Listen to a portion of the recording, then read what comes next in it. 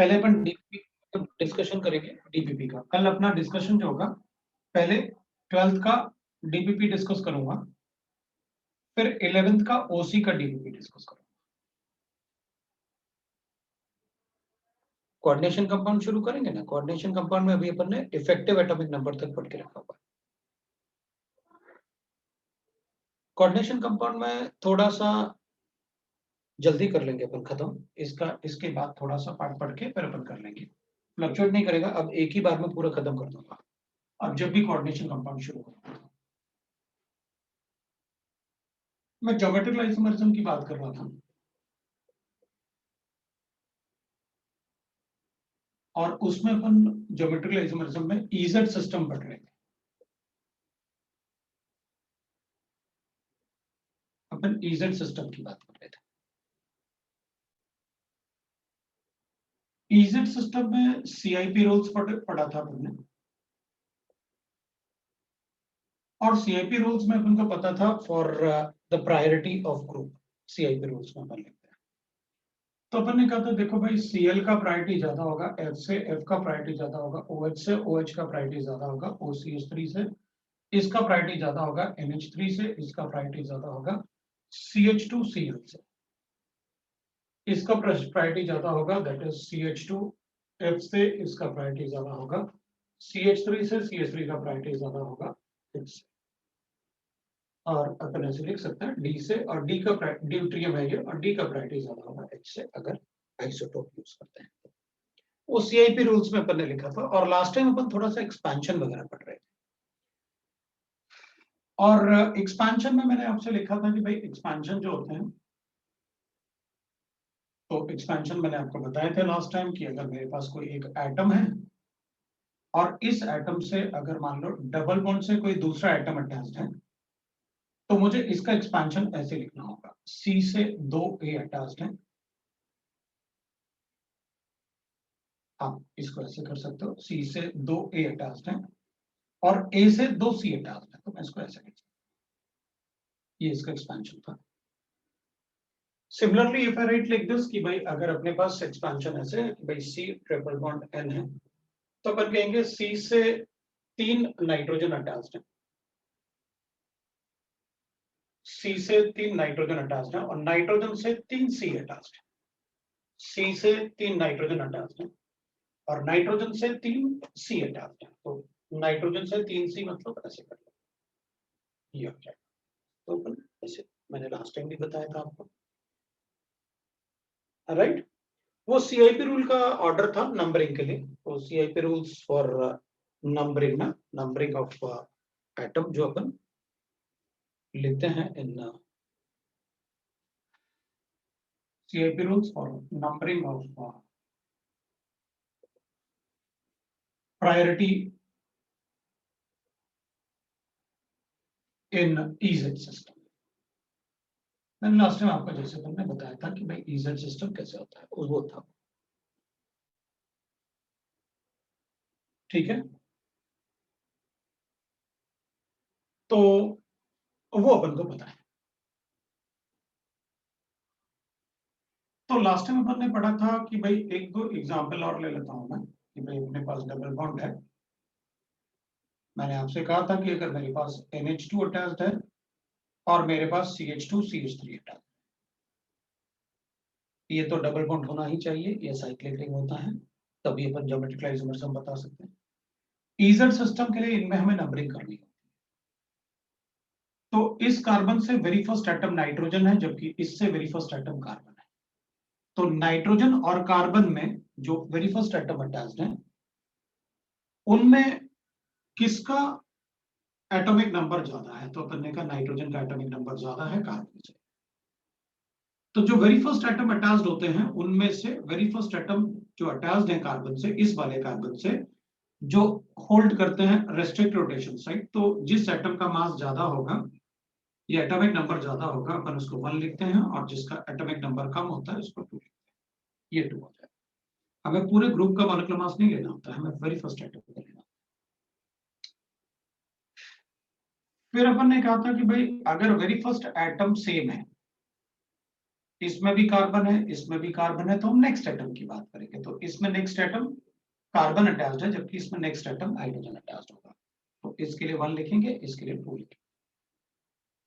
1 और 1 एक ही साइड है, इसलिए अपन इसको Z सिस्टम लिखेंगे। ये मैंने आपको लास्ट टाइम भी बताया था, मुझे बताने की जरूरत नहीं पड़ी, ये मैंने आपको लास्ट टाइम सिखाया था। आप देख सकते हो काफी सारे एग्जाम्पल भी दिए थे मैंने आपको। सिमिलरली अगर अपने पास कोई दूसरा एग्जाम्पल लेते हैं अपन, अपने पास ऐसे गिवन है, ये मेरे पास गिवन है ऐसे। अगर मेरे पास CHO गिवन है और अपने पास OH गिवन है, और एक अपने पास गिवन है CH double bond CH2 given है अपने पास, और एक गिवन है मेरे पास CH3, ये भी CH3। तो अपन कहेंगे इन दोनों में, इसमें वेरी फर्स्ट एटम कार्बन है, इसका वेरी फर्स्ट एटम ऑक्सीजन है, सो ये 1 होगा, ये 2 होगा, ये भी मैंने आपको लास्ट टाइम बताया। अगर वेरी फर्स्ट एटम सेम होता है तो फिर अपन नेक्स्ट एटम की बात करते हैं। हम पूरे ग्रुप का मास नहीं लेते हैं, ये मैंने आपको लास्ट टाइम बताया। इसमें यहां भी कार्बन है, यहां भी कार्बन है, लेकिन इसका एक्सपेंशन होगा। इसका एक्सपेंशन कैसे है, तो अपन ने कहा था भाई अगर डबल बॉन्ड प्रेजेंट है तो the expansion will be like this. इस कार्बन से 2 कार्बन अटैच्ड है, अपन ने 2 कार्बन लिखे, और फिर इस कार्बन से भी 2 कार्बन अटैच्ड है, तो इससे एक कार्बन ये हो गया, एक कार्बन ये हो गया। तो अब अपन इसका एक्सपेंशन इस टाइप से, इसमें कार्बन है, इसमें भी कार्बन है, इससे 2 कार्बन अटैच्ड है, तो इससे भी 2 कार्बन अटैच्ड है, लेकिन इसके कार्बन से फिर कार्बन अटैच्ड है, इसके कार्बन में फिर कार्बन एटम अटैच्ड है, मतलब इसके कार्बन में फिर कार्बन एटम अटैच्ड है, लेकिन इसके कार्बन में हाइड्रोजन अटैच्ड है। तो इसमें तो फिर कार्बन एटम अटैच्ड है, इसमें तो हाइड्रोजन अटैच्ड है, तो इसका प्रायोरिटी ज्यादा होगा। एक्सपेंशन देखेंगे इस, तो इसमें 1 इधर आया, 2 इधर आया, इसमें इधर 2 आया, इधर 1 आया। 1 अगर अपोजिट साइड है तो इसको अपन कहते हैं ई सिस्टम। ऐसे मैंने आपको लास्ट टाइम बताया, this is the E system.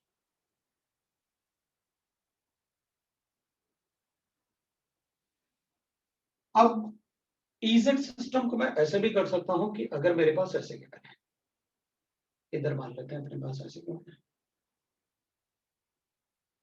और यहां पर मैं लिख लेता हूं सपोज ये CH3 है और ये Cl।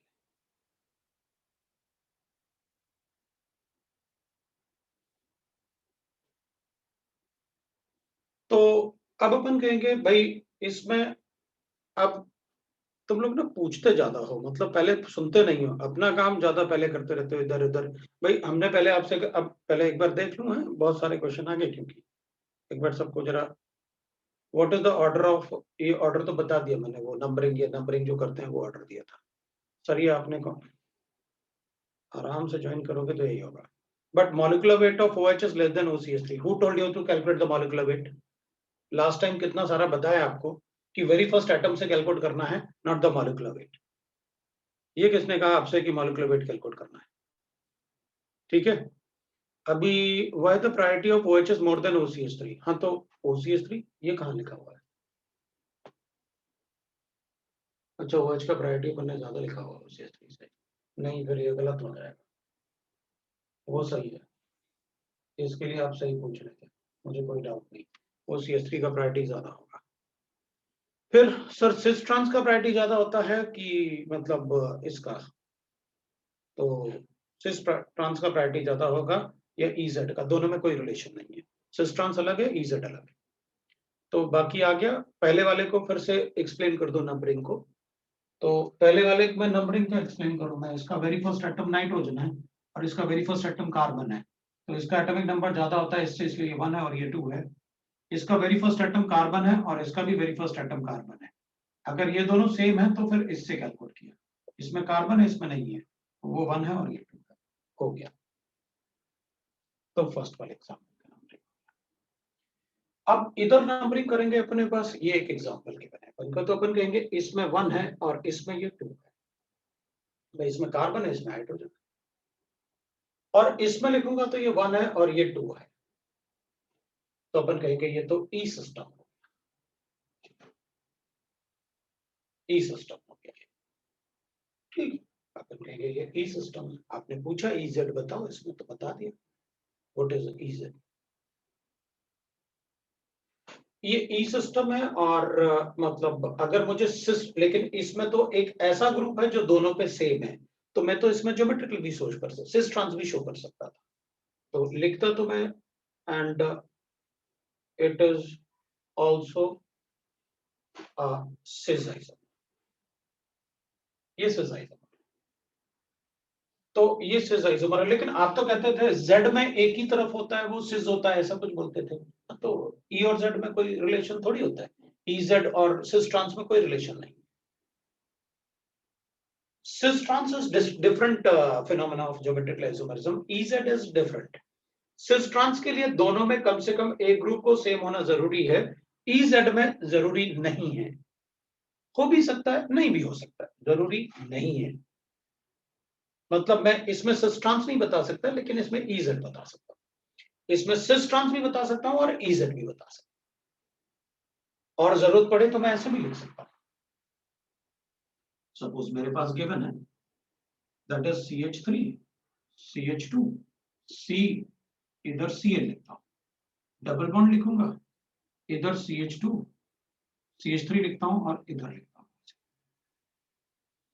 तो मैं इसको ऐसे भी लिख सकता हूं 1 2 3 4 5, तो मैं ऐसे लिखूंगा दैट इज ये 1, यहां पर ये 1 है, ये 2 है, अपन को पता है, ये 1 है और ये 2 है, अपन को पता है। सो अपन को पता है this is a E system, E system. तो मैं इसको ऐसे लिख सकता हूं,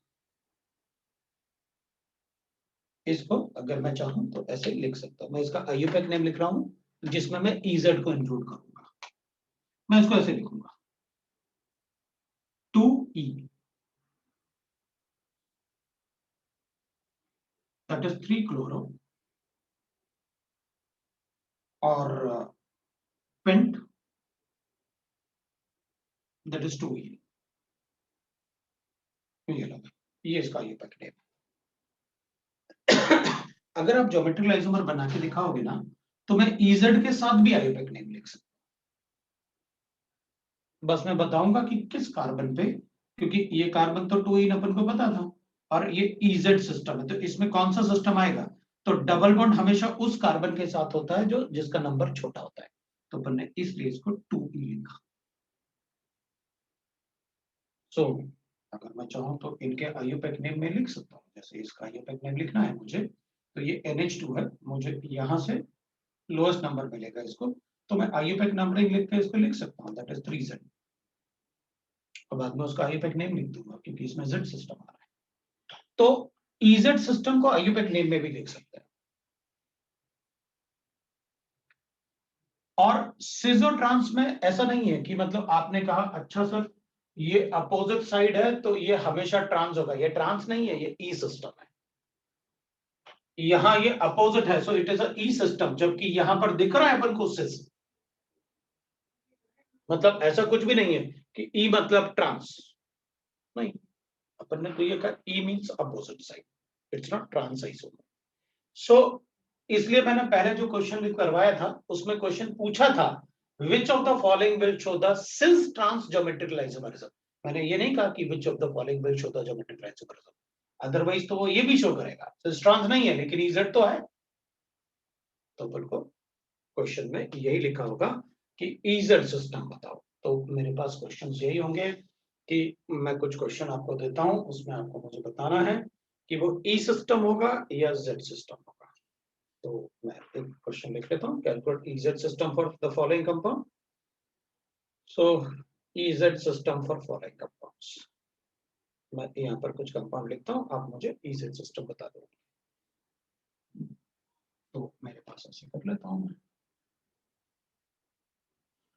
अगर मुझे EZ सिस्टम लिखना है तो आप मुझे ऐसे बता देना।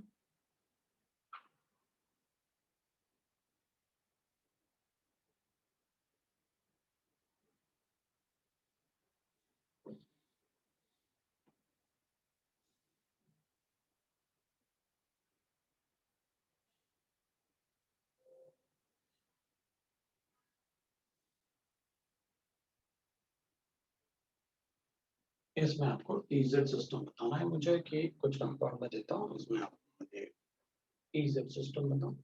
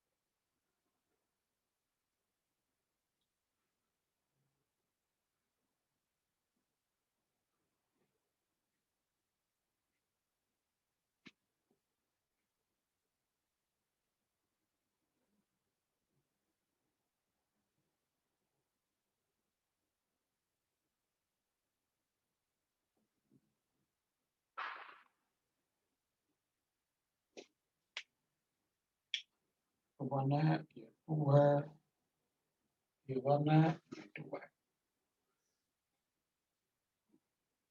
सो पहला वाला Z,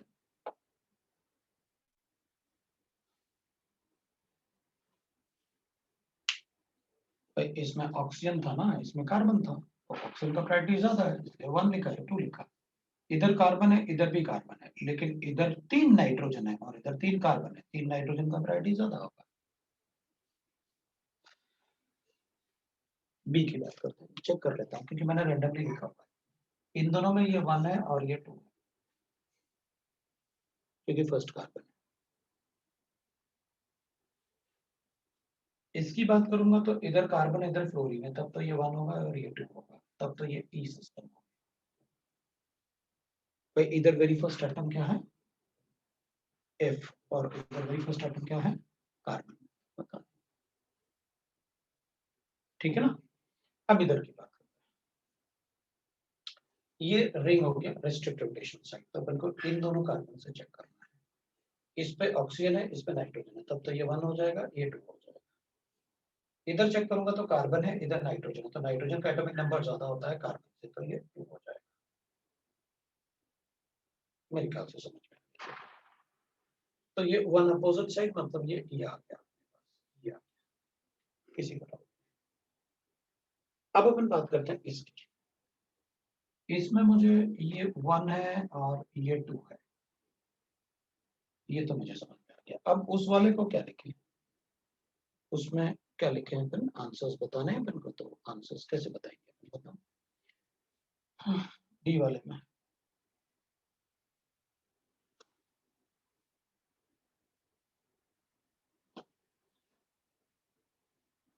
इसको 1 लिखूंगा, इसको 2 लिखूंगा,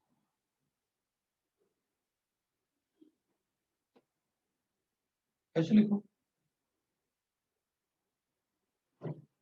बताओ भाई, ऐसे लिखना है, मुझे भी नहीं पता, तुम लोग बताओगे क्या लिखना है, ई लिखूं या जेड लिखूं। चल मैंने बाकी एक तरफ इसलिए इजी दिया था ताकि दूसरी तरफ एक बार अपन पूछ लेते हैं, देख लेते हैं अपन को क्या करना है ना। एक अपन को ऐसे गिवन था और एक अपन को ऐसे, अब अपन क्या करेंगे ना, इस कार्बन से 2 ऑक्सीजन हटा दें, तो अपन कहेंगे इस कार्बन से भी 2 ऑक्सीजन हटा दें। अब सिंस ये रिंग है ना, तो अपन ऐसे नहीं कर सकते, अब इस कार्बन से 2 ऑक्सीजन हटा दें, ऑक्सीजन से 2 कार्बन हटा दें, ऐसे नहीं, आपको रिंग नंबर करना पड़ेगा। अब आपको रिंग का नंबरिंग करना पड़ेगा।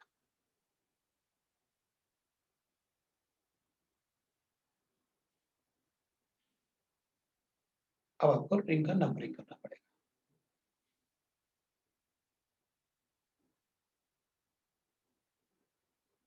ठीक है ना। तो अपन क्या करेंगे, अब इधर भी एक कार्बन से 2 ऑक्सीजन हटा दें, इधर भी एक कार्बन से 2 ऑक्सीजन हटा दें, लेकिन अब ये साइक्लिक रिंग है, तो अपन ऐसे ऐसे नंबरिंग थोड़ी करते हैं, साइक्लिक ऐसे थोड़ी नंबरिंग, साइक्लिक रिंग का नंबर ऐसे होता है किसी एक साइड से,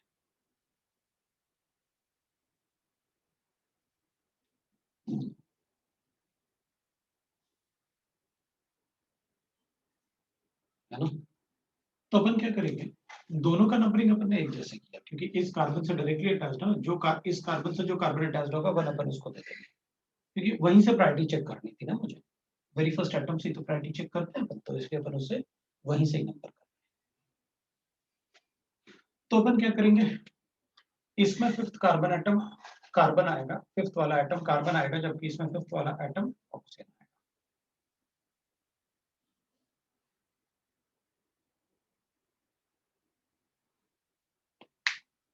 इसमें फिफ्थ वाला एटम कार्बन होगा, इसमें फिफ्थ वाला एटम ऑक्सीजन होगा, तो प्रायोरिटी ज्यादा किसकी होगी, तो ज्यादा प्रायोरिटी होगी। तो रिंग में अपन क्या करेंगे, या तो क्लॉकवाइज जाना पड़ेगा या एंटी क्लॉकवाइज जाना पड़ेगा।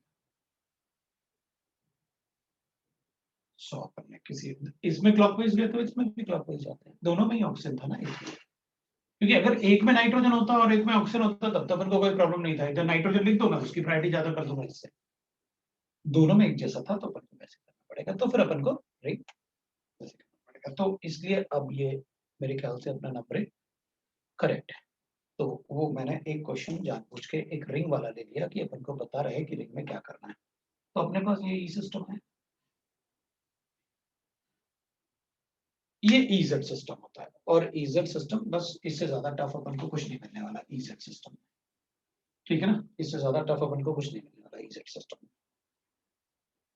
थर्ड टाइप का ज्योमेट्रिकल आइसोमरिज्म होता है सिनेंटी सिस्टम, जो मैंने लिखा है सिनेंटी ज्योमेट्रिकल आइसोमरिज्म। ज्योमेट्रिकल आइसोमरिज्म को अपन ऐसे लिखेंगे, बार बार पूरा नहीं लिखेंगे, सिनेंटी ज्योमेट्रिकल आइसोमरिज्म। सी वाले में ये आया ना, तो किया तो है बंदे की, क्या करना है, क्या करना है बोलो। हाँ नहीं, दोनों रिंग में सेम डायरेक्शन में नहीं, दोनों रिंग में ऑक्सीजन है इसलिए सेम डायरेक्शन में किया। अदरवाइज ऐसे होता कि इधर ऑक्सीजन है इधर कार्बन है तो ऑब्वियस सी बात है अपन ऑक्सीजन की तरफ से ही नंबरिंग करते हैं। वो उस टाइप से करना पड़ता है अपन को, वो प्रायोरिटी लिखनी पड़ती है, ऐसा नहीं कि सेम डायरेक्शन में। सिमेट्रिक थे ना दोनों ऑक्सीजन, इसलिए अपन को ऐसे करना।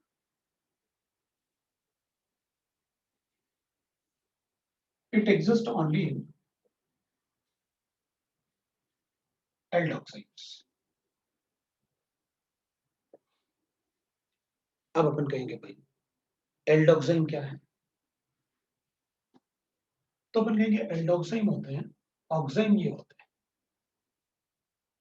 इनको अपन कहते हैं ऑक्साइन। ये ऑक्साइन ग्रुप होता है। और एल्डोक्साइन के लिए मुझे क्या करना पड़ेगा, मुझे यहां पर एक हाइड्रोजन लेना पड़ेगा, तो इनको कहते हैं अपन एल्डोक्साइड्स, या कोई भी एल्काइल ग्रुप हो सकता है। अगर मैं दोनों जगह एल्काइल ग्रुप लूंगा तो वो कीटोक्साइन होता है। अगर मैं ऐसे लिखूंगा आर सी, इधर भी आर लिखूंगा और ऐसे लिखूंगा तो देन इट इज कॉल्ड कीटोक्साइन।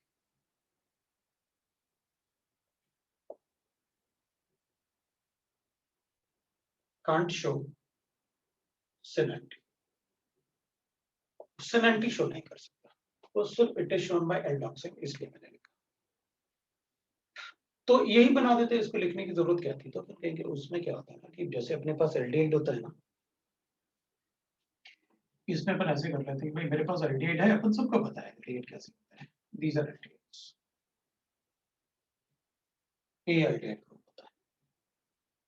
और अपन कहेंगे ये कीटोन ग्रुप होता है। अगर दोनों तरफ आर है, सेम भी हो सकता है डिफरेंट भी हो सकता है, तो वो कीटोन होता है। तो एक्चुअली हम क्या करते हैं, इसको रिएक्ट करवाते हैं ऑक्साइन के साथ। अभी अपन केमिकल रिएक्शन की बात नहीं कर रहे हैं, अपन तो सिर्फ बात कर रहे हैं ऑक्साइन की। इनको कहते हैं अपन ऑक्साइन, ठीक है ना। और आप इसको हाइड्रोक्साइल अमाइन भी बोल सकते हैं कि OH है, NH3 का, NH3 होता है अपने पास, अमोनिया होता है, तो अगर इसको OH लिख दें अपन एक को तो हाइड्रोक्साइल अमाइन हो जाएगा, है ना। तो अपन इसको हाइड्रोक्साइल अमाइन बोल सकते हैं। तो जब अपन इसको रिएक्ट करेंगे ना एल्डिहाइड के साथ, ये एल्डिहाइड है, ये कीटोन होता है, अपन सबको पता है वो कीटोन और एल्डिहाइड अपन ने फंक्शनल ग्रुप पढ़े हुए। जब अपन इसको रिएक्ट करते हैं ना, तो रिएक्ट करने से अपन ऑक्सीजन को हटा लेते हैं, ऐसे वाटर रिमूव होता है। अब कैसे होता है वो अपन को अभी अपन को जानना बिल्कुल जरूरी नहीं, हमें तो बस ये पता है कि अगर आप हाइड्रोक्साइल अमाइन को रिएक्ट करोगे एल्डिहाइड के साथ तो मैं वाटर हटा दूंगा, कीटोन होगा तब भी वाटर हटाऊंगा, तब भी मैं वाटर हटा दूंगा। दोनों ही रिएक्ट करते हैं हाइड्रोक्साइड के साथ। और भी बहुत सारे ग्रुप हैं, मतलब हमें तो NH2 से मतलब आप OH लिख रहे हैं इसलिए हाइड्रोक्साइल अमाइन लिख रहे हैं, कुछ और लिखते तो अपन उसमें मना नहीं करते, वो देखेंगे। पहले अपन कंसेप्ट सीख लेते हैं कि भाई कंसेप्ट क्या है। तो मेरे पास जो कंपाउंड बनेगा वो ऐसे बन जाएगा, RCH डबल बॉन्ड N और OH बन गया। इधर बनाते अपन तो ये एल्डिहाइड से बनाया इसलिए एल्डोक्साइन बोला, और ये कीटोन से बनाया तो कीटोक्साइन बोल दूंगा, भाई ये कीटोन से बना इसलिए कीटोक्साइन,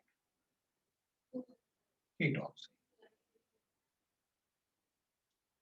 ये एल्डोक्साइन। तो एल्डोक्साइन इसलिए बोल रहे हैं अपन बिकॉज कीटोन एल्डिहाइड से बना रहे हैं, और कीटोक्साइन इसलिए बोल रहे हैं बिकॉज कीटोन से बना रहे हैं। कीटोक्साइन सिनैरिटी नहीं बोल सकते हैं, अपन सिर्फ एल्डोक्साइन में सिनैरिटी बता सकते हैं। तो अपन क्या करेंगे, अपन ऐसे लिखेंगे। अगर मेरे पास, अब अपन आइसोमरिज्म की बात करते हैं, ज्योमेट्रिकल आइसोमरिज्म। ज्योमेट्रिकल आइसोमरिज्म में अपन क्या करेंगे, देखो हमें डबल बॉन्ड तो चाहिए, तो कार्बन और नाइट्रोजन में डबल बॉन्ड था ना अपने पास। अब ये क्या बोलते हैं एल्डोक्साइन में कि अगर OH और H एक ही तरफ है, भाई इससे दो बॉन्ड होंगे ना ऐसे, और इसके पास एक तो लोन पेयर होगा, तो अपन कहते हैं एक H और OH अगर सेम साइड पे है तो इसको अपन कहते हैं सिन आइसोमर। और अगर H और OH अपोजिट साइड पे है, मतलब H OH ऐसे है और H इधर है, मतलब इधर और इधर H, तो इसको अपन कहते हैं एंटी आइसोमर। तो इसको अपन कहते हैं एंटी आइसोमर। ये होता है सिनेप्टिक आइसोमर। तो H और OH के रिस्पेक्ट में अपन बताते हैं कि भाई कौन सा आइसोमर है। सिन और एंटी कैसे बताएंगे, वो सिर्फ एल्डोक्साइन में, मतलब कार्बन पे हाइड्रोजन होना कंपलसरी है एक, और नाइट्रोजन पे OH की जगह कोई दूसरा भी ग्रुप होता तब भी बता देते थे भाई हमें H और इस ग्रुप के बेसिस पे बताना है। तो अपन ऐसे भी बता सकते थे कि मान लो मेरे पास ऐसे लिखना है कि भाई मेरे पास एल्डोक्साइन में ऐसे, ऑक्साइन की जगह अगर मान लो अपने पास ऐसे ये H हो गया और डबल बॉन्ड N, और N से अगर मान लो मैंने कोई दूसरे इसकी जगह मान लो ऐसे हटा दिया, तो भी अपन कहेंगे हमें तो ये बताना था कि भाई एक H होना चाहिए कार्बन के पास और नाइट्रोजन के पास एक लोन पेयर के साथ एक ग्रुप होना चाहिए। अगर वो ग्रुप जो नाइट्रोजन पे अटैच्ड है अगर वो हाइड्रोजन से 180 पे है एंगल पे, अपोजिट में है, तो अपन उसे एंटी बोलते हैं। और अगर वो ऐसे है तो अपन सिन बोल देंगे भाई। अगर नाइट्रोजन पे जो ग्रुप अटैच्ड है वो NH2 ऐसे और इधर H है, मतलब वो एक ही तरफ हो गया दोनों, तो बिल्कुल वैसे ही जैसे R इधर है और लोन पेयर इधर है, तो मैं हाइड्रोजन के बेसिस पे और इसके बेसिस पे इसको सिन बोल दूं। ये सिन ज्योमेट्रिक रिलेशन। सिन और एंटी में बस यही हो सकता है एल्डोक्साइन। सिन और एंटी में एल्डोक्साइन ही हो सकते हैं बस। कई बार अपन से क्वेश्चन भी पूछ लेते हैं, मतलब कई बार अपन से ऐसे बोल देते हैं कि मान लो अपने पास ऐसे गिवन है, जैसे हमें ये बात तो पता चल गया कि भाई हमें सिर्फ ये चेक करना है कि कार्बन नाइट्रोजन में जो ग्रुप अटैच्ड है वो यहाँ पर एक लोन पेयर होता है, ये ऐसे होता है अपने पास। अब नाइट्रोजन पे एक ग्रुप अटैच्ड होगा, वो कुछ भी हो, अपन कहेंगे ठीक है मेरी मर्जी, इस बार मैंने पीएच ले, तो ठीक है नाइट्रोजन का ग्रुप जो अटैच्ड है नाइट्रोजन के साथ, अगर वो हाइड्रोजन के साथ अपोजिट में है तो मैं इसको एंटी बोलूंगा। यहाँ पर एक एल्काइल ग्रुप लेंगे, और अगर मान लो नाइट्रोजन के साथ जो ग्रुप अटैच्ड है वो पीएच है और इस बार वो हाइड्रोजन के सेम साइड में है, तो मैं इसको सिन बोलूंगा। मतलब ये ग्रुप और ये ग्रुप अगर एक ही तरफ है, नाइट्रोजन के साथ जो ग्रुप अटैच्ड है वो OH भी हो सकता है, कोई भी ग्रुप हो सकता है, लेकिन 99% केसेस में अपन को OH ही मिलता है। बट वो कभी कभी क्या करते हैं, चेंज कर देते हैं, और अपन सोचते हैं सब में तो हमें पता ही नहीं क्या करना है, तो फिर अपन गड़बड़ कर देते हैं। तो अपन को ये पता रहता है कि भाई इसमें ये पीएच और H एक ही तरफ है, इसलिए ये सिन है। पीएच नाइट्रोजन पे जो ग्रुप अटैच्ड है वो और H अगर अपोजिट साइड में है तो वो एंटी है। इसके बेसिस पर अपन ने सिन और इसके बेसिस पे मैंने सिन और एंटी बताया, ये सिन है, इसके बेसिस पे मैंने एंटी बताया। जैसे इसमें मैंने ये एंटी इनके बेसिस पे बताया और मैंने सिन इनके हाइड्रोजन के बेसिस पे, तो इस टाइप से अपन सिन एंटी बता सकते हैं। अब अपन कहेंगे इसमें एक ही पॉसिबिलिटी है जब ये ज्योमेट्रिकल आइसोमरिज्म शो नहीं कर पाएगा, और वो पॉसिबिलिटी होगी कि अगर मान लो मैं ऐसे लिख लूं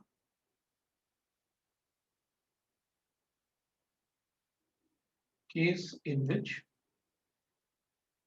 it cannot show geometric isomers, तो अपन कहेंगे भाई देख एक ही केस होगा ऐसे कि अगर मान लो एल्डोक्साइम है अपने पास, तो एल्डोक्साइम में मान लो अपने पास ऐसे,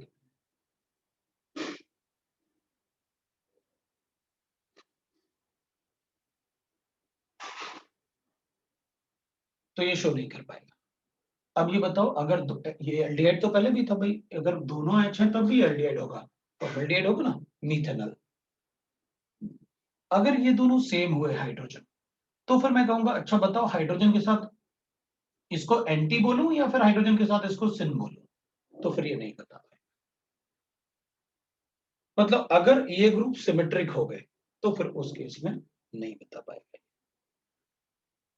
तो एल्डिहाइड के केस में अगर ऐसा कुछ आया तो अपन कहेंगे फिर वो नहीं बता पाएगा, राइट। तो this is the only case जिसमें एल्डोक्साइन में वो नहीं बता पाएगा ज्योमेट्रिकल सिन एंटी ज्योमेट्रिकल एज सिन। तो सिन और एंटी नहीं बता पाएगा। अब अपन कहेंगे ठीक है, एल्डोक्साइन में हमें पता है आप OH के बेसिस पे बताओगे कि वो सिन है या एंटी है। यहाँ तो ऐसा कुछ लिखा नहीं था, तो अपन को ज्योमेट्रिकल आइसोमरिज्म के लिए लिख के बताना होगा कि अगर आप OH को ऊपर की तरफ लिखोगे, हाइड्रोजन नीचे, OH ऊपर, तो वो एंटी हो जाएगा, और अगर OH नीचे और लोन पेयर ऊपर तो वो सिन हो जाएगा। तो वो लिख के बताना पड़ेगा। भाई अगर अपन ऐसे लिखेंगे तो अपन थोड़ी बता सकते हैं कि ये सिस है या ट्रांस है। वो तो अपन ऐसे लिखोगे तो अपन कहेंगे आप लिख के बताओ, ये तो मैं सिस भी बोल सकता हूँ, ट्रांस भी बोल सकता हूँ, 2 ब्यूटीन को आपको लिख के बताना पड़ेगा कि एक हाइड्रोजन इधर है, एक हाइड्रोजन इधर है। हाँ भाई अब ट्रांस है, क्योंकि वो अपोजिट हो गए। लेकिन अगर आप दोनों हाइड्रोजन को ऐसे लिख दोगे तो मैं कहूंगा अब ये सिस है, दोनों हाइड्रोजन एक ही तरफ, या दोनों CH3 आप एक ही तरफ अज्यूम करोगे क्योंकि दोनों हाइड्रोजन एक ही तरफ। तो वो तो आपको लिख के बताना पड़ेगा, तब अपन कहेंगे कि उसमें ज्योमेट्रिकल आइसोमरिज्म है कि नहीं है। तो दिस इज ज्योमेट्रिकल आइसोमरिज्म। तो अपन कहेंगे अच्छा एक बात बताओ, ठीक है, ketone cannot show syn anti geometrical isomerism. तो एक केस तो अपने पास ये था कि भाई ये मतलब ज्योमेट्रिकल आइसोमरिज्म सिन एंटी नहीं बता पाएगा। लेकिन अगर मेरे पास ऐसे गिवन है, मैं इसको हटा रहा हूँ, अगर ये तो थोड़ा प्रिपरेशन टाइम मेथड बता दिया मैंने। मान लेते हैं अपने पास ऐसे गिवन है, मेरे पास ये गिवन है, तो इसमें अपन कहेंगे बताओ ये सिन है या एंटी, ऐसे बता दिया अपन ने। तो एक एग्जांपल ले रहा हूं मैं, मेरे पास गिवन है PHCH डबल बॉन्ड N और ऐसे बना लिया। तो मैंने आपसे कहा बताओ ये सिन है या एंटी है, तो अपन कहेंगे अच्छा ये तो एल्डोक्साइम है, क्योंकि मतलब एक हाइड्रोजन अटैच्ड है इस पे और एक कार्बन अटैच्ड है, वो फिनाइल भी हो सकता है, एल्काइल भी हो सकता है। तो ये तो अपन कहेंगे एंटी हो गया, एंटी आइसोमर। एंटी आइसोमर क्यों? क्योंकि ये दोनों अपोजिट है, जैसे आपने यहाँ बताया, मुझे कोई problem. So this can show syn anti isomer, can show syn anti isomerism, क्योंकि मैं इसको ऐसे भी लिख सकता हूँ ना, डबल बॉन्ड N कर लेता हूँ और इसको NH2 करके, और इधर लोन पेयर है अपने पास, और इधर PH लिख के इधर H लिख देता हूँ, तो ये अपने लिए syn. So it can show syn anti isomer. अपन क्या करेंगे, अपन कहेंगे अच्छा एक बात बताओ, मेरे पास कीटो ऑक्साइड है ना, मेरे पास अगर मान लो कीटो ऑक्साइड, मेरे पास CH3 है, मेरे पास यहाँ पर C2H, डबल बॉन्ड है, नाइट्रोजन है, OH है और लोन पेयर है। तो अब इसमें क्या है, हाइड्रोजन नहीं है, so this is a keto, cannot show sin anti geometrical isomer. ये तो नहीं बता सकता, तो अपन कहेंगे ये तो आपने पहले ही बता दिया था, लिखने की जरूरत क्या थी। But can show geometrical isomer. भाई हमने ये कहा है कि कीटो ऑक्साइड सिन एंटी शो नहीं करेंगे, हमने ये नहीं कहा कि वो ज्योमेट्रिकल आइसोमरिज्म शो नहीं करेंगे। भाई ज्योमेट्रिकल आइसोमरिज्म सिर्फ सिन एंटी थोड़ी होते हैं, तो इजेड भी होता है, उस ट्रांस भी होता है। तो फिर अपन कहेंगे भाई इसमें चलो सिन एंटी नहीं बता सकते, क्योंकि सिन एंटी सिर्फ एल्डोक्साइन बताता है, हाइड्रोजन होना कंपलसरी है, क्योंकि हाइड्रोजन के बगैर मैं नहीं बता पाऊंगा सिन एंटी। लेकिन बाकी केस में अपन कहेंगे भाई इजेड तो बताऊंगा ना, भाई इजेड के लिए इसमें so but can show geometrical isomerism, that is EZ system. तो इसमें मैं क्या करूंगा, इजेड सिस्टम लिखूंगा। अब इजेड सिस्टम कैसे लिखोगे वो देखना है अपन को। तो अपन कहेंगे देखो भाई, इसमें ना अपन सबको पता है कि इसको आप 1 लिखोगे और इसको 2 लिखोगे, ये मुझे बिल्कुल बताने की। लोन पेयर का प्रायोरिटी किसी भी ग्रुप से हमेशा लीस्ट ही होता है, दे आर फ्री इलेक्ट्रॉन। इसलिए अगर वो किसी ऐसे एटम से अटैच्ड है, लोन पेयर एक ग्रुप जो डबल बॉन्ड से अटैच्ड है, तो अपन वहां इजेड का प्रायोरिटी लिख सकते हैं। और लोन पेयर का प्रायोरिटी अगर सिर्फ हाइड्रोजन भी होता तो भी उससे कम होता है। सो लोन पेयर का प्रायोरिटी अगर सिर्फ हाइड्रोजन भी लिखा होता ना यहाँ, तो लोन पेयर का प्रायोरिटी हमेशा अपन लीस्ट लेते हैं फ्री इलेक्ट्रॉन। तो अपन कहेंगे फिर तो ये 1 हो गया और ये 2 हो गया, क्योंकि आपने बताया लोन पेयर का प्रायोरिटी लीस्ट होता है हमेशा। कोई ग्रुप ऐसा नहीं है जिसका प्रायोरिटी लोन पेयर से कम। ठीक है, तो लोन पेयर होगा तो हम बता सकते हैं, तो फिर तो इसमें मैं ई सिस्टम लिख सकता हूँ। मतलब मैंने ये नहीं कहा कि ये ज्योमेट्रिकल आइसोमरिज्म शो नहीं कर सकता, मैंने तो ये कहा कि ये सिन एंटी शो नहीं कर सकता, क्योंकि सिन एंटी सिर्फ एल्डोक्साइन शो करेंगे, क्योंकि इस कार्बन पे एक हाइड्रोजन होना कंपलसरी है। उस हाइड्रोजन और नाइट्रोजन से जो ग्रुप अटैच होता है उसके बेसिस पे बताते हैं अपन syn anti system. This is syn anti system, so geometrical isomerism. अब मेरे ख्याल से अगर किसी को डाउट है तो पूछ सकता है कि सर सिन एंटी सिस्टम में अगर कोई डाउट है तो बताओ।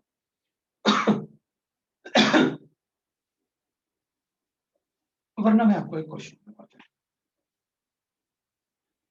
हाँ, एक क्वेश्चन लिख लेते हैं, वरना अपन सब क्वेश्चन। तो पहले तो मैं एक क्वेश्चन देता हूँ ऐसे, राइट IUPAC ऑफ एक और एग्जांपल ले लेते हैं अपन IUPAC में, जिसको तुम लोग लिखने वाले हैं। मैं इसको ऐसे करता हूँ, ठीक है, मैं इसको ऐसे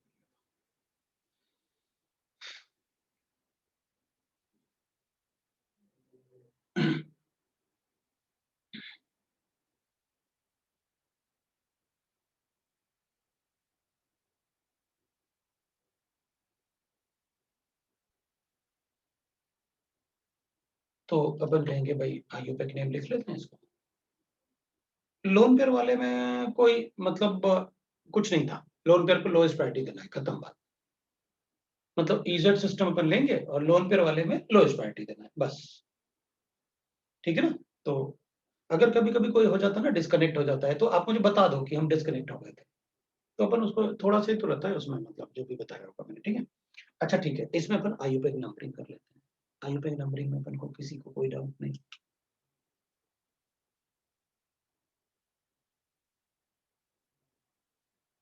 अब बस इसमें EZ लिखना है, लेकिन अपन को तो एक तो 2 पे कैलकुलेट करना पड़ेगा कि E है कि Z है, और दूसरा अपन को 4 पे कैलकुलेट करना पड़ेगा कि E है या Z है, क्योंकि अपन इस पे लिखने वाले हैं। 2 पे क्या है, कॉमा 4 पे क्या है, उसके बाद अपन IUPAC नेम लिखेंगे 2 मिथाइल। बाकी मुझे पता है 2 मिथाइल, हेप्टेन बनाओ, हेप्टीन 2,4 डाइईन 1 ऑल।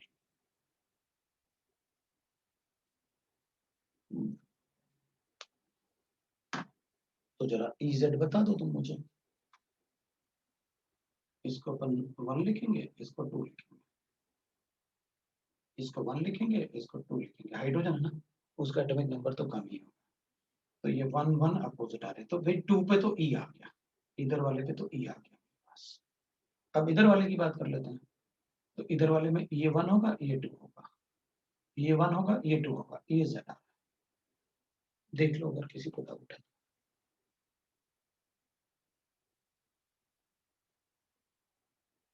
किसी को डाउट नहीं, तो 2E लिखेंगे, 4Z लिखेंगे और नाम।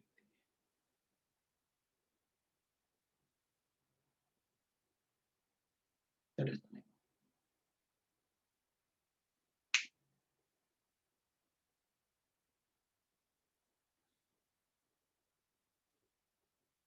ठीक है ना, तो ऐसे IUPAC नेम लिख लेते हैं। देख लो किसी को अगर डाउट होगा तो बता देना, वरना फिर मैं मतलब कुछ क्वेश्चन लिख रहा हूँ जिसमें आपको ये बताना है कि वैसे विच of the following will show the geometrical isomerism. मेरे ख्याल से आप सिन एंटी EZ सभी में आप चेक करोगे कि भाई कैसे क्या करना है।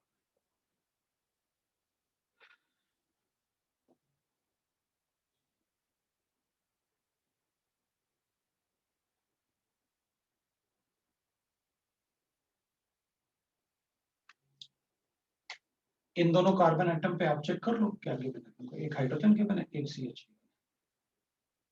इधर एक CH3 गिवन था और इधर एक CH2OH गिवन था। इधर भी कार्बन, इधर भी कार्बन, इधर ऑक्सीजन, तो ये 1 हो जाएगा, ये 2 हो जाएगा।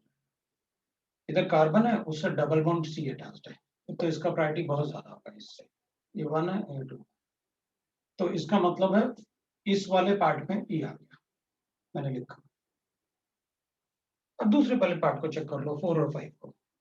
ये 4 है, ये 5 है, इधर हाइड्रोजन है, इधर हाइड्रोजन है, इधर क्या अटैच्ड है, सी डबल बॉन्ड सी, और इधर क्या अटैच्ड है, CH2 CH3। ये 1 होगा, ये 2 होगा, ये 1 होगा, ये 2 होगा, क्योंकि हाइड्रोजन है, तो इस वाले में Z आ रहा है, लिखा मैंने।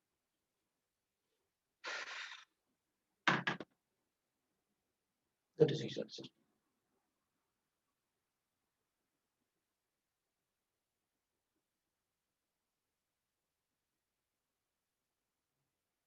ठीक है ना, वो सिस भी शो कर सकता है। मैंने आपसे कहा था कि अपन EZ यूज करते हैं एलिफेक्टिव।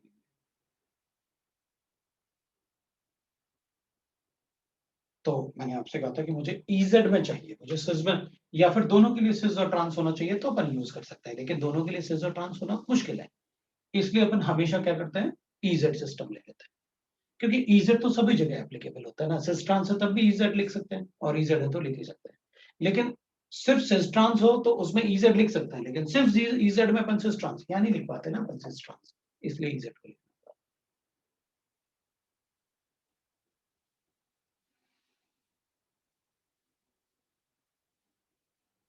तो अपन ऐसे बता सकते हैं।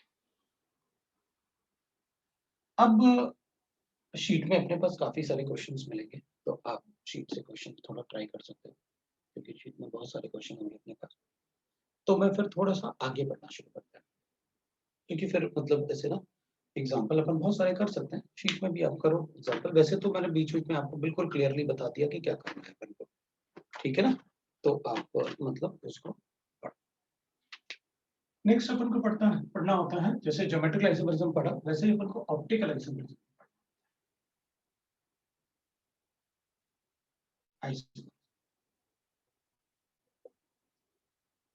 ऑप्टिकल आइसोमेरिज्म का मतलब होता है behavior of molecules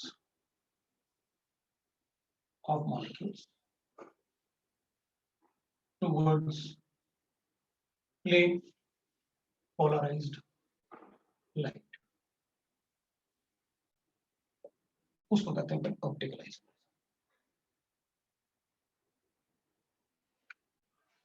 कुछ ऐसे मॉलिक्यूल्स होते हैं जो, अगर अपने पास मॉलिक्यूल्स हैं जो जिनसे कि लाइट जब स्ट्राइक करता है तो वो लाइट ना ऐसे मतलब प्लेन पोलराइज का मतलब हो गया एक ही प्लेन का लाइट होगा, तभी तो आप प्लेन यूज कर रहे हो, प्लेन 2 डायमेंशनल लाइट। वो लाइट जब मॉलिक्यूल को स्ट्राइक करता है ना तो वो रोटेट हो जाता है किसी एक direction, that is called behaviour of molecule towards plane polarise. The optically active molecules have tendency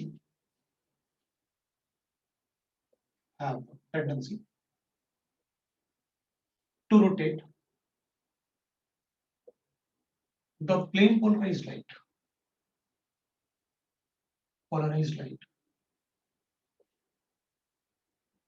in clockwise or anti-clockwise direction, और एंटी क्लॉकवाइज मतलब दोनों में से किसी एक डायरेक्शन में तो रोटेट करेगा डायरेक्शन। तो जो भी मॉलिक्यूल ऑप्टिकली एक्टिव होते हैं वो लाइट को रोटेट जरूर करते हैं।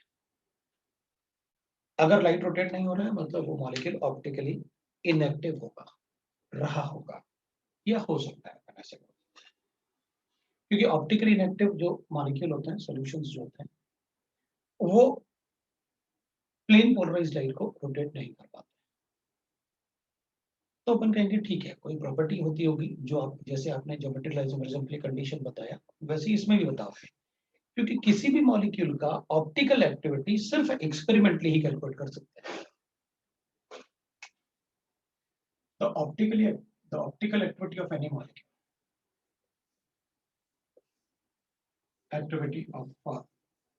molecule, can be calculated by experiment.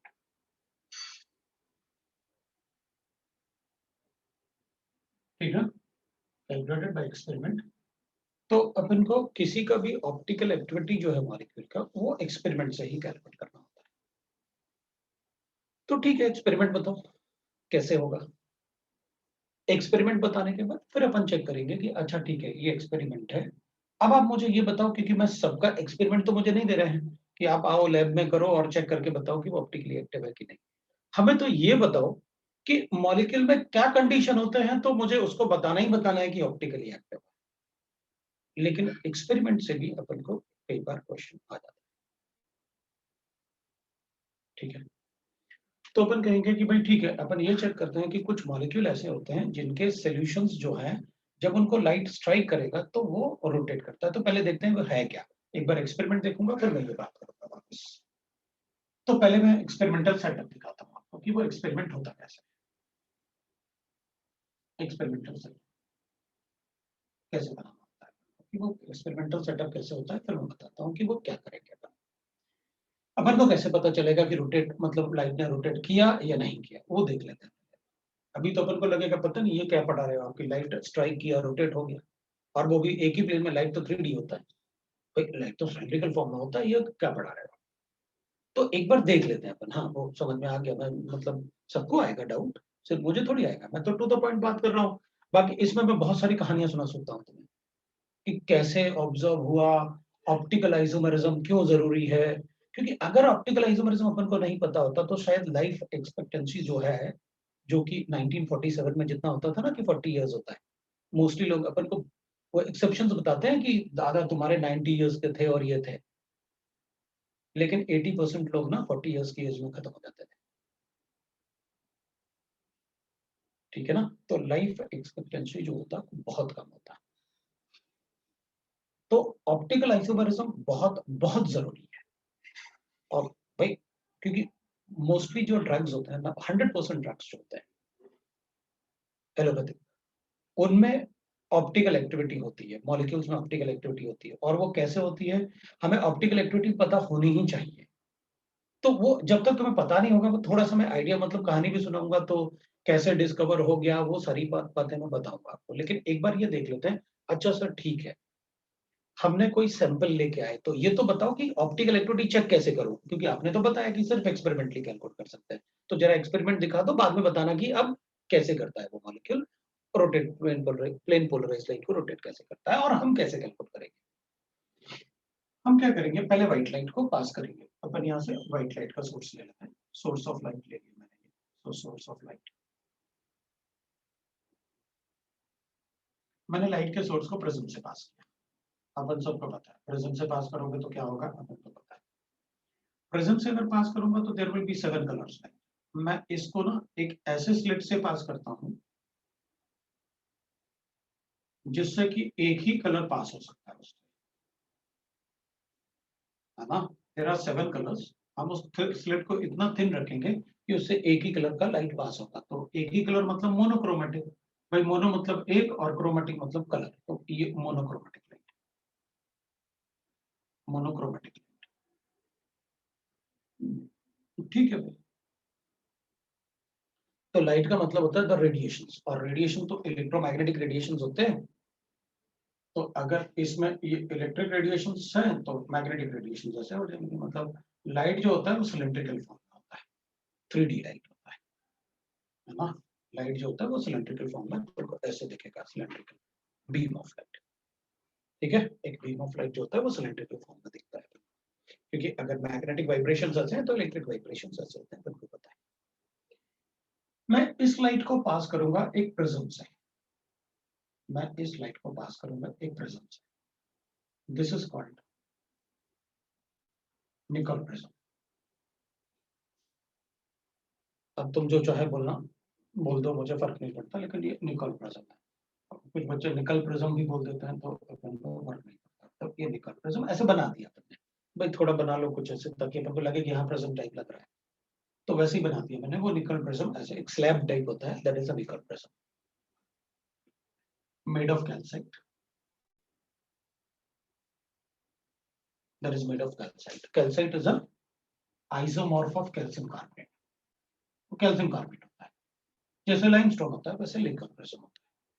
लेकिन इसकी निकल प्रिज्म की प्रॉपर्टी एक होती है जब अपन इसको लाइट, इससे लाइट को पास करते हैं ना, तो ये क्या करता है लाइट में, इसमें अपन को पता है कि लाइट में अगर इलेक्ट्रिक वाइब्रेशन भी होते हैं और मैग्नेटिक वाइब्रेशन भी होते हैं, they are perpendicular to each other. अगर ये ऐसे हैं तो ये ऐसे होगा।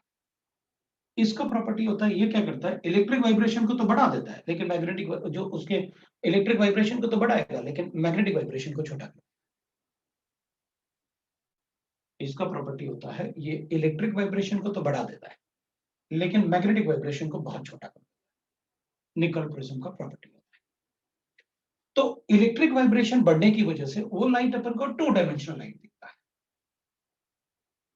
मतलब प्लेन पोलराइज्ड लाइट, एक ही प्लेन में आ गया लाइट। इसको अपन कहते हैं plane polarised light.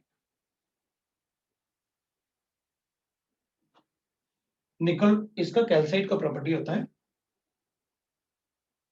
Property to increase electric vibrations और डिक्रीज करेगा मैग्नेटिक वाइब्रेशन को। तो इसलिए तो अपन बोल रहे हैं उसको कि भाई देख, लाइट में पोलैरिटी है, क्योंकि आप बोल रहे हो उसको लाइट में पोलैरिटी है क्योंकि लाइट में इलेक्ट्रिक वाइब्रेशंस बढ़ गए और मैग्नेटिक वाइब्रेशन छोटे हो गए। सो ये इस प्रिज्म का प्रॉपर्टी होता है, इसलिए अपन ने उसको यूज किया। मतलब अभी जो लाइट अपन को ऐसे सिलिंड्रिकल फॉर्म में दिख रहा था, अब वो ऐसे स्लैब के फॉर्म में आ गया।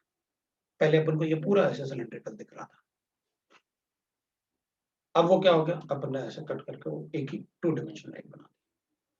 अब ये जो 2 डायमेंशनल लाइट है ना, इस लाइट को अपन पास करते हैं एक ट्यूब से। इस ट्यूब में यहां पर ग्लास विंडोज होते हैं, ये है ग्लास विंडोज। इसको अपन कहते हैं पोलैरिमीटर, और ये स्टील का होता है। यहां ग्लास विंडोज है, ये ग्लास विंडोज है, ये ग्लास विंडोज होते हैं, दोनों तरफ लगे होते हैं। और इसमें अपन मॉलिक्यूल को रखते हैं जिसका ऑप्टिकल एक्टिविटी अपन को चेक करना है, उसका सोल्यूशन रखते हैं। इसमें अपन क्या करेंगे, उस मॉलिक्यूल को रखेंगे जिसका ऑप्टिकल एक्टिविटी मुझे चेक करना है। इसका लेंथ अपन को गिवन होता है, उसमें लिखा होता है लेंथ ऑफ दिस ट्यूब, ये स्टील ट्यूब होता है, polarimeter of that is a steel tube. So polarimeter tube length.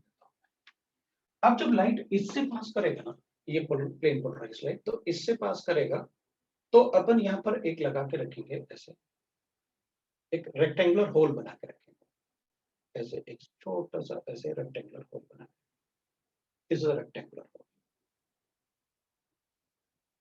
ठीक है। तो रेक्टेंगुलर होल, वैसे ये पोलैरिमीटर का एक्सपेरिमेंट अपन को करने स्कूल, कुछ स्कूल करने देते हैं, वैसे तो अभी अपन स्कूल नहीं जा रहे हैं, तो आप इसी में समझो जो भी समझना है। इससे अपन इसको पास करेंगे, जब इससे पास करेंगे तो इससे पास होने के बाद यहाँ पर एक ग्लास का ट्रांसपेरेंट एक वो रीडिंग, मतलब वो लगा होगा, रीडिंग अपन जहाँ पर ऑब्जर्व करेंगे वो लगा होगा। तो अपन वो रीडिंग थोड़ा सा वैसे हो गया था अनसिमेट्रिकल टाइप, तो मैं सिमेट्रिकल टाइप एक रीडिंग ऐसे लगा, ऐसे लगा। अब ये रीडर ऐसे जो लिखा हुआ ना, वो ऐसे होता है एक्चुअल में, ठीक है ना, बट अपन ऐसे बना ले रहे हैं। और इसमें ना नीडल लगा होता है और यहाँ पर रीडिंग होता है, यहाँ पर इसमें रीडिंग होता है। तो यहाँ पर ऐसे डिग्रीज और रेडियन बने होते हैं, ऐसे रीडिंग बना होता है, इसमें ऐसे रीडिंग बना होता है, और ये नीडल ऐसे होता है। अपन क्या करेंगे, इसमें जो रेडियन ऐसे अपन को बने होंगे, और फिर उसके बाद ये ट्रांसपेरेंट है, ग्लास ट्रांसपेरेंट ऐसे होता है अपने पास, ट्रांसपेरेंट रीडर, ट्रांसपेरेंट रीडर होता है ये, और इसमें डिग्री रेडियंस में गिवन होता है। और यहां से अपन क्या कर रहे होते हैं, ऑब्जर्व, ये एक्सपेरिमेंट। अब चलो चेक करते हैं कि होता क्या है। अब इसमें एक्सपेरिमेंट में मान लेते हैं कि यहां पर जो सोल्यूशन है, मॉलिक्यूल है, वो ऑप्टिकली इनएक्टिव। तो जब ये प्लेन पोलराइज्ड लाइट आएगा ना, तो इस मॉलिक्यूल को मतलब ये अगर ऑप्टिकली इनएक्टिव है तो ये लाइट जब उससे स्ट्राइक करेगा तो ये रोटेट नहीं होता है। भाई लाइट ऐसे आया, 2 डायमेंशनल लाइट था, आया, और ये लाइट जब मॉलिक्यूल को हिट करेगा तो ऐसे रोटेट नहीं होता है किसी भी तरह। तो वो 100% इससे पास हो रहा होगा और ये सारा का सारा एक ही प्लेन में 2 डायमेंशनल प्लेन में बिल्कुल 0 रीडिंग दिख रहा होगा। ये 0 डिग्री ऐसे दिख रहा होगा। अब अगर मान लो ये ऑप्टिकली एक्टिव है, अगर मान लो ये ऑप्टिकली एक्टिव है तो ये लाइट जब उस मॉलिक्यूल से स्ट्राइक करेगा ना, ये लाइट ऐसे आ रहा है, जैसे मान ले मैं ऐसे ले लेता हूँ, तो ये रेक्टेंगुलर होल है जो मैंने बना रखा है, रेक्टेंगुलर होल। तो जब ऑप्टिकली इनएक्टिव था तो ये लाइट का इंटेंसिटी मैक्सिमम इस होल से भी पास हो गया, मुझे मैक्सिमम दिख रहा था और लाइट ऐसे 0 पर दिख रहा था मुझे। अब जब मैंने क्या किया, इस लाइट में अगर वो ऑप्टिकली एक्टिव मॉलिक्यूल है तो ये लाइट ना उस मॉलिक्यूल से टकरा के रोटेट हो गया, तो फिर इससे जो रेक्टेंगुलर होल से जो इंटेंसिटी आएगा वो क्या हो जाएगा, कम हो जाएगा। भाई अगर ये मॉलिक्यूल इससे, ये पोलराइज्ड लाइट इससे टकराएगी तो इससे टकराने के बाद ऑब्वियसली मतलब मॉलिक्यूल का मास तो ज्यादा होगा तो लाइट ही रोटेट हो सकता है, वो थोड़ी रोटेट होगा। तो ये लाइट जब मॉलिक्यूल टकराएगा उस लाइट से तो ये लाइट अपना किसी एक डायरेक्शन में रोटेशन शो कर देगा। तो जब वो रोटेट हो जाएगा तो फिर इस होल से उसका इंटेंसिटी जो बाहर आ रहा होगा वो कम हो जाएगा। जब इंटेंसिटी कम होगा इसका तो अपन क्या करेंगे, उस इंटेंसिटी मैक्सिमम इंटेंसिटी को लाने के लिए इसको रोटेट करेंगे टू गेट कि भाई कितने रोटेशन से मैक्सिमम इंटेंसिटी मिल रहा है। अब जितने रोटेशन से, मान लो अपन ने कहा कि भाई इस रोटेशन पे से मुझे एक मैक्सिमम इंटेंसिटी मिला, मान लो अपन ने कहा कि मुझे इस रोटेशन से मैक्सिमम इंटेंसिटी, इस रोटेशन से, तो अपन कहेंगे ठीक है दिस इज ऑप्टिकल रोटेशन, इसको अपन ऑप्टिकल रोटेशन बोलते हैं। तो जितने रोटेशन से मुझे वो मैक्सिमम इंटेंसिटी मिला इस तरफ या इस तरफ, तो अपन कहेंगे वो अपन बता देंगे कि वो ऑप्टिकल रोटेशन। तो अगर मान लो लाइट यहां पर अपन ऐसे कर लेते हैं, अगर क्लॉकवाइज रोटेशन हुआ, रोटेशन या तो क्लॉकवाइज रोटेशन होगा या एंटी क्लॉकवाइज रोटेशन। तो यहां पर अपन नेगेटिव रीडिंग अज्यूम कर लेंगे, यहां पर पॉजिटिव रीडिंग अज्यूम कर लेंगे। तो नेगेटिव रीडिंग है तो एंटी क्लॉकवाइज रोटेशन, और अगर पॉजिटिव रीडिंग है तो अपन उसे क्लॉकवाइज रोटेशन बोलते हैं। और क्लॉकवाइज रोटेशन और डेक्स्ट्रो रोटेटरी मॉलिक्यूल बोलते हैं अपन, जो मॉलिक्यूल क्लॉकवाइज रोटेशन शो करेगा अपन उसे डेक्स्ट्रो रोटेटरी बोलते हैं, स्मॉल डी लिखते हैं उसे। और जो मॉलिक्यूल एंटी क्लॉकवाइज रोटेट करेगा उसको अपन कहते हैं लेवो रोटेटरी, वो अपन डी एल फॉर्म से उसे, स्मॉल एल से उसे रिप्रेजेंट करते हैं। तो ठीक है, ये तो रोटेशन के बाद की बात है। पहले रोटेट करेगा तो अपन कहेंगे कि भाई क्लॉकवाइज आया तो उस मॉलिक्यूल को डेक्स्ट्रो मॉलिक्यूल बोल दो, और अगर वो एंटी क्लॉकवाइज रोटेट कर रहा है तो उस मॉलिक्यूल को लेवो रोटेटरी मॉलिक्यूल बोल दो। तो इसको अपन ऐसे ही बोल देते हैं कि भाई डी डेक्स्ट्रो का मतलब हो गया डी आइसोमर है वो, और अगर एंटी क्लॉकवाइज रोटेट कर रहा है तो उसको एल आइसोमर बोलते हैं। तो जैसे अपन को आइसोमर तो बताना ही पड़ेगा ना भाई डी है या एल है, तो इसको ना डी और एल ऐसे बता देते हैं। अगर क्लॉकवाइज रोटेशन है तो फिर वो डी आइसोमर हो गया, और एंटी क्लॉकवाइज है तो एल आइसोमर। वो क्लॉकवाइज रोटेशन के लिए अपन डेक्स्ट्रो रोटेटरी बोलते हैं। तो ये एक्सपेरिमेंट था। अब अपन कहेंगे कि भाई ठीक है बाकी सब तो ठीक है, ये बताओ मुझे कैसे पता चलेगा कि इसमें रोटेशन हुआ। तो भाई देखो, हमें तो पता चलेगा, हमने तो सोल्यूशन बनाया और इसमें डाल दिया। अगर रोटेशन हुआ तो ऑप्टिकली एक्टिव है, नहीं हुआ तो ऑप्टिकली इनएक्टिव बोल दूंगा, खत्म बात। मुझे कोई मतलब नहीं क्या हो रहा है, वो एक्सपेरिमेंट। ठीक है, अब पहले तो ये बताओ कि ये रोटेशन होता क्यों है, ऐसा क्यों हुआ होगा, ये तो बता दो आप, ताकि मैं थोड़ा सा और सोच पाऊं कि भाई अच्छा इस वजह से ऐसा कुछ हो रहा है। क्योंकि ये तो लाइट था, मासलेस होता है वो, अब मासलेस होता है, लेकिन अपन को एक बात पता है, photon has a particle character. हमने फोटो इलेक्ट्रिक इफेक्ट पढ़ा, that is a particle character of photo. Black body radiation पढ़ा, that is a particle character of photo. De Broglie wavelength पढ़ा, that is a particle character. तो ऐसा नहीं है, अपन को पता है कि उसमें पार्टिकल कैरेक्टर होता है, तो वो स्ट्राइक करेगा, लेकिन उसका मास तो हमेशा मॉलिक्यूल से छोटा ही होगा। अभी क्या होता है कि देख, अगर कोई कार्बन ऐसा है अपने पास, कोई भी ऐसा कार्बन जिससे 4 डिफरेंट ग्रुप अटैच्ड हो, मतलब अपन तो एक ऐसे एग्जांपल ले लेते हैं, ठीक है ना। तो अपन कहेंगे भाई इसमें मान लो 4 डिफरेंट ग्रुप अटैच्ड, ऐसे ले लेता हूं। अगर इससे 4 डिफरेंट ग्रुप अटैच्ड है तो इनके बीच में जो इंटरेक्शन होगा ना वो कभी बैलेंस नहीं हो पाएगा। ये टेट्राडेल है, sp3 भाई देख, इन तीनों का इससे इंटरेक्शन कभी एक जैसा नहीं हो सकता। भाई Cl का H से इंटरेक्शन अलग होगा, OH का अलग होगा, CH3 का अलग होगा। मतलब इसमें कभी भी कोई भी, ना तो इसका डाइपोल मोमेंट बैलेंस हो सकता है, ना इसका कोई फोर्स बैलेंस नहीं हो सकता। मतलब मॉलिक्यूल विल हैव पोलैरिटी 100%। लेकिन अगर अपन ऐसे लिखते ना तो अपन कहते देख भाई इसके फोर्सेस बैलेंस हो सकते हैं, जितना इधर और इधर रिपल्शन होगा उतना इधर और इधर भी रिपल्शन। तो इसके forces dipole polarity character balance हो सकता है। तो मैंने आपसे कहा कि देखो भाई अगर किसी कार्बन से 4 डिफरेंट ग्रुप अटैच्ड है ना, तो इस मॉलिक्यूल में कभी भी इन चारों किसी भी एटम के साथ बाकी 3 का इंटरेक्शन कभी बैलेंस नहीं हो सकता। मतलब मॉलिक्यूल विल हैव पोलैरिटी। अभी मॉलिक्यूल में पोलैरिटी है, मॉलिक्यूल में पोलैरिटी है, और दूसरा पोलैरिटी वाला लाइट इससे स्ट्राइक करेगा। तो जब दो पोलर पोलर चीजें आपस में ऐसे टकराएंगे तो ऑब्वियस सी बात है उनमें रिपल्शन तो होगा ही होगा। तो किसी एक को रोटेट तो करना ही करना होगा। अब मॉलिक्यूल तो बहुत ज्यादा मास होता है तो वो तो बेचारा रोटेट नहीं होगा। रोटेट कौन होगा? लाइट रोटेट होता है। That was observed experiment. तो ठीक है, अब अपन ने ये सारा पार्ट देख लिया। अब ठीक है, इसको करें क्या? मतलब मुझे क्या पता चलेगा क्या ऑप्टिकल रोटेशन है, उसमें क्या कैलकुलेट क्या करें, और कौन कौन से फैक्टर्स हम बताएंगे, क्योंकि इसमें काफी सारा पार्ट मुझे दिख रहा है। मान लो नीडल ऐसे था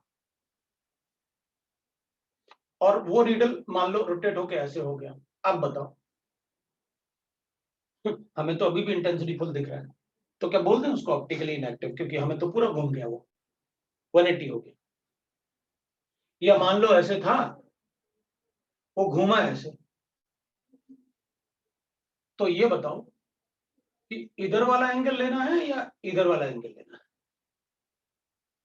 तो मुझे तो बहुत सारे फ्लॉज दिख रहे हैं इसमें कि भाई क्या करना है। तो उसका ऑप्टिकल रोटेशन कैलकुलेशन से अपन बताते हैं, उसमें अपन कैलकुलेशन वाला पार्ट चेक करेंगे कि भाई हम कंसंट्रेशन वगैरह चेंज करेंगे, ऐसे नहीं बताएंगे कि एक ही बार में बता दिया। बहुत सारे इफ और बट हैं उसमें। तो वो इफ और बट एक बार समझते हैं क्योंकि उसमें क्वेश्चन अपन से बिल्कुल पूछ सकते हैं। तो मुझे वो इफ और बट बताने हैं कि अपन को क्या क्या इफ और बट वो अपन से पूछ सकते हैं। एक बार मैं सबके क्वेश्चन देख लूं क्योंकि लिख के काफी सारे बच्चे होंगे जो छोड़ दिया होगा। हाँ, दूसरा था कि but will there be any width of light large enough to observe. हाँ बिल्कुल, कोई प्रॉब्लम नहीं, वो इंटेंसिटी से अपन को आराम से पता चलेगा। हाँ 360 भी हो सकता है, लेकिन अपन उसको मना कर देंगे, मैं बताऊंगा कैसे 360 पॉसिबल नहीं है। ठीक है, तो अपन इसमें और पता नहीं क्या था, ओके एक्सप्लेन इट, पता नहीं क्या था, बाकी सब हो गया। तो अपन एक बात देखते हैं, जब ये तो प्लेन पोलराइज लाइट था तभी उसने एक पोलर मॉलिक्यूल से स्ट्राइक करके रोटेशन शो किया, वो अपन को पता है। अब अपन कैलकुलेट करेंगे स्पेसिफिक ऑप्टिकल रोटेशन।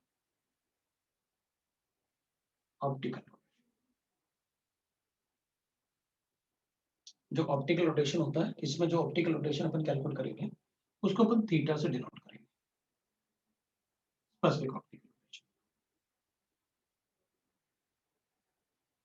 और यहां पर लिख लेते हैं टी डिग्री सेंटीग्रेड और यहां पर लिख लेते हैं वेवलेंथ। इजिकल टू मैं लिखूंगा ऑब्जर्व्ड ऑप्टिकल रोटेशन, इसको अल्फा से भी डिनोट कर सकते हो। मैंने थीटा इसलिए लिखा क्योंकि वो मतलब थीटा एंगल था, वो अपन अल्फा से भी बता सकते हैं, तो कोई प्रॉब्लम नहीं।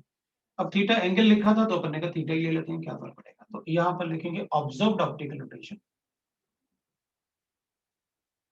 डिवाइडेड बाय अपन लिख लेंगे लेंथ ऑफ द ट्यूब, जो कि कंपलसरी अपन को डेसीमीटर में लेना है।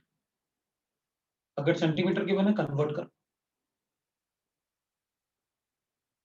मल्टीप्लाई बाय कॉन्सेंट्रेशन, जो कि आपको ग्राम पर एमएल में लेना है। अगर नहीं गिवन है ग्राम पर एमएल में तो कन्वर्ट करो, उनको आता है कन्वर्ट, दोनों एक बार देख भी लेंगे। ये कन्वर्जन अपन को करना पड़ेगा कैलकुलेशन के लिए। लैम्डा मैक्स कहां पर है? मैक्स नहीं है, मैंने तो नैनोमीटर लिखा, मैक्स थोड़ी लिखा, नैनोमीटर्स। अब वेवलेंथ होगा तो नैनोमीटर्स में यूज करेंगे ना, दूसरा यूज कर लो, एंगस्ट्रॉम यूनिट में यूज कर लो, हमें क्या फर्क पड़ेगा। जनरली अपन वेवलेंथ मतलब अगर कोई यूनिट नहीं है तो अपन वेवलेंथ को यूनिट हमेशा नैनोमीटर्स दे देते हैं, क्योंकि नैनोमीटर्स में ही अपन विजिबल रीजन भी अपन नैनोमीटर्स में प्रेडिक्ट करते हैं कि भाई 400 to 760 नैनोमीटर लाइक दैट है, इसलिए अपन ऐसे कर लेते हैं। अब देखो पहली बात तो ये है कि आपने यहाँ पर वर्ड यूज किया स्पेसिफिक, और जब भी स्पेसिफिक वर्ड यूज होता है अपन सबको एक बात बताएं, we are dealing with one. तो अगर स्पेसिफिक ऑप्टिकल रोटेशन लिखा हुआ है मतलब length of the tube will be 1 decimetre and the concentration is 1 gram per mL. तो जब भी स्पेसिफिक वर्ड, जैसे अपन लिखा मोलर हीट कैपेसिटी, 1 मोल का हीट कैपेसिटी, स्पेसिफिक मतलब अब आपको मोलर हीट कैपेसिटी का मतलब अपन ने लिखा कि ना हीट कैपेसिटी, किसी भी अमाउंट का heat capacity, specific heat capacity 1 ग्राम का हीट कैपेसिटी। जब भी अपन ने स्पेसिफिक वर्ड यूज किया हमने उस हमेशा उसे 1 से डील किया। So for specific optical rotation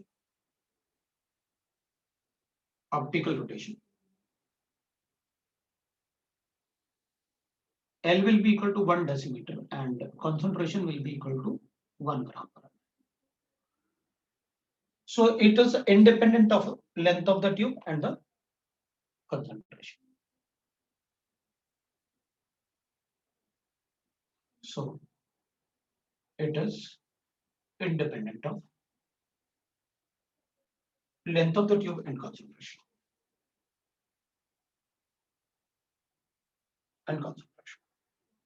अभी मैं इसको हटा रहा हूँ, इस वाले मॉलिक्यूल वाले पार्ट को, क्योंकि अपन ने अभी कोई कंडीशन की बात नहीं की अपन ने। मैंने तो बस बताया था अगर किसी कार्बन से 4 डिफरेंट ग्रुप अटैच है तो ऑप्टिकली एक्टिव होता है हमेशा, लेकिन अपन को एक ही कंपाउंड थोड़ी पढ़ना है, हमें तो बहुत सारा पढ़ना है। अब length of the tube and concentration, क्योंकि दोनों ही बन रहेंगे, स्पेसिफिक वर्ड यूज करोगे, but it depends on temperature, क्योंकि अगर टेम्परेचर ज्यादा होगा तो मॉलिक्यूल्स में काइनेटिक एनर्जी ज्यादा होगी, वो खुद ही रोटेट ज्यादा हो रहे होंगे। It will also depend on the wavelength of light you have used. भाई 7 कलर्स थे, आप मुझे ये बता दो कि कौन सा कलर यूज किया मोनोक्रोमेटिक, क्योंकि अगर कलर में फ्रीक्वेंसी ज्यादा होगी तो उसकी एनर्जी ज्यादा होगी, और एनर्जी अगर ज्यादा होगी तो वो लाइट पे वेवलेंथ पे भी डिपेंड करेगा, क्योंकि ज्यादा एनर्जी का मॉलिक्यूल अगर पोलराइज लाइट स्ट्राइक करेगा तो रोटेशन भी ज्यादा होगा। तो फिर मुझे स्पेसिफिक ऑप्टिकल रोटेशन में ये बताना पड़ेगा कि भाई टेम्परेचर अगर बढ़ाओगे तो काइनेटिक एनर्जी बढ़ेगी उस मॉलिक्यूल, मॉलिक्यूल खुद रोटेट हो रहा होगा, तो जब लाइट से टकराएगा तो लाइट को भी ज्यादा रोटेट करेगा। सो अपन कहेंगे कि भाई ये स्पेसिफिक ऑप्टिकल रोटेशन इन पे तो डिपेंड नहीं करेगा, लेकिन आपको ये बताना पड़ेगा कि कौन सा लाइट यूज किया है, मोनोक्रोमेटिक लाइट, और कितना टेम्परेचर पे एक्सपेरिमेंट कर रहे हैं, वो आपको बताना पड़ेगा, वो उस पर डिपेंड करेगा।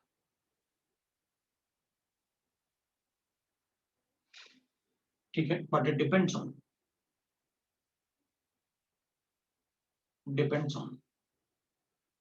wavelength of light of monochromatic light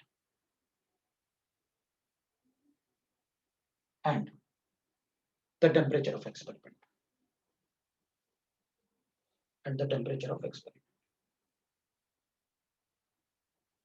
उस पर डिपेंड करेगा।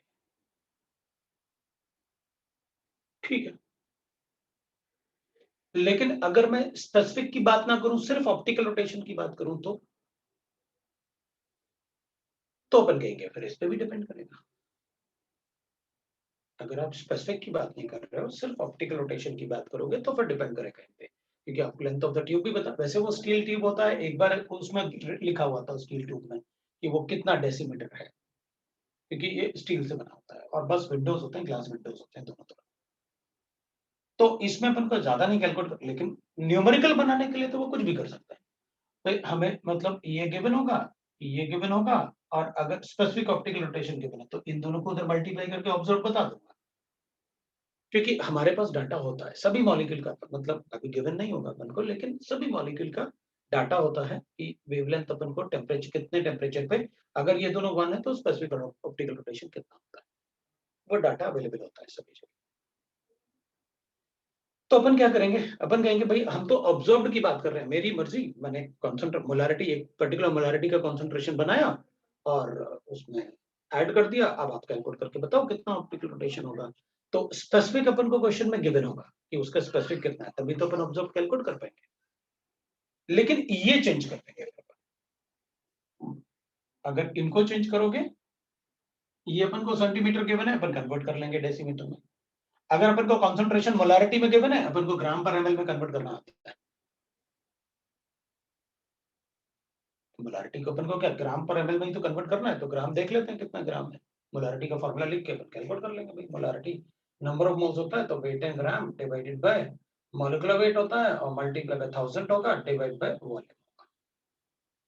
तो जो कॉन्सेंट्रेशन गिवन है, वॉल्यूम आपको गिवन है, वेट कैलकुलेट कर लेते हैं। वेट जितना आएगा वो इतने ग्राम, इतना वॉल्यूम में प्रेजेंट है, जो भी वॉल्यूम गिवन होगा, तो बताओ 1 ml में कितना ग्राम होगा, उधर सब्स्टिट्यूट कर देते हैं, कंसंट्रेशन होगा। तो अगर मोलारिटी अपन को गिवन है, मान लो अपन ने कहा कि कोई मॉलिक्यूल अपन को गिवन है, मोलारिटी 0.1 है, तो उसका मॉलिक्यूलर मास अपन को पता होगा, कितने वॉल्यूम में सोल्यूशन मोलारिटी है वो पता होगा, तो ग्राम कैलकुलेट कर लेते हैं कि इस वॉल्यूम में कितना ग्राम, ग्राम आ गया। तो उस वॉल्यूम में इतना ग्राम है, तो 1 ml में कितना ग्राम होगा, वो कंसंट्रेशन बता दिया। बाकी सबको पता है हाउ टू कन्वर्ट सेंटीमीटर और metre into decimetre, I want to tell. तो अपन को ये कन्वर्जन आते हैं। मैं एक क्वेश्चन डाल दूंगा वैसे। तो यहां पर अब अपन कहेंगे, अब बात कर रहे थे अपन ऑब्जर्व्ड ऑप्टिकल रोटेशन की, तो ऑब्जर्व्ड ऑप्टिकल रोटेशन जो होगा, optical rotation depends on temperature, depends on, वो टेम्परेचर पर डिपेंड करेगा ही करेगा, अपन length of the tube and the concentration, on length of tube and concentration and concentration. अगर कॉन्सेंट्रेशन बढ़ाओगे तो लाइट ज्यादा टकराएगा पार्टिकल से, ज्यादा रोटेशन होगा। अगर लेंथ बढ़ाओगे, अगर लेंथ बढ़ाएंगे अपन, तो भी लाइट का ज्यादा स्ट्राइक करने का टेंडेंसी बढ़ जाएगा, तो भी अपन ऑप्टिकल रोटेशन बढ़ाएंगे। तो मेरे ख्याल से अपन ये बता सकते हैं कि it will depend on, right. Upon observe optical rotation पे रुक जाते हैं और यहां से अपन डिस्कस करेंगे, आप इसको एक बार रिवाइज कर लेना, ठीक है। मैं यहाँ पर एक न्यूमेरिकल भी कर लूंगा, क्योंकि अभी तुम्हारी क्लास भी होगी, तो मैं वो नहीं करना चाहता, ठीक है। और बाकी कहानी वगैरह अपन देख लेंगे, ठीक है, ठीक है, ठीक है, ठीक है, वो भी थोड़ी सुनाऊंगा कहानी पर नेक्स्ट टाइम। चलो भाई, हाँ एक्सपेरिमेंट के बेसिस पे क्वेश्चन पूछते हैं, बताऊंगा मैं, मतलब कैसे क्वेश्चन पूछेंगे, तो एक दो क्वेश्चन अपन कर लेंगे। चलो अपन यही रुक जाते हैं, क्योंकि फिर अपन इसको रश नहीं करना चाहता मैं, थोड़ा सा आराम से क्वेश्चन भी कर लेंगे, उतना टाइम नहीं होगा अपने। चलो भाई, थैंक यू, चलो बाय, हैं, टेक केयर। हाँ हाँ बिल्कुल, चलो भाई बाय।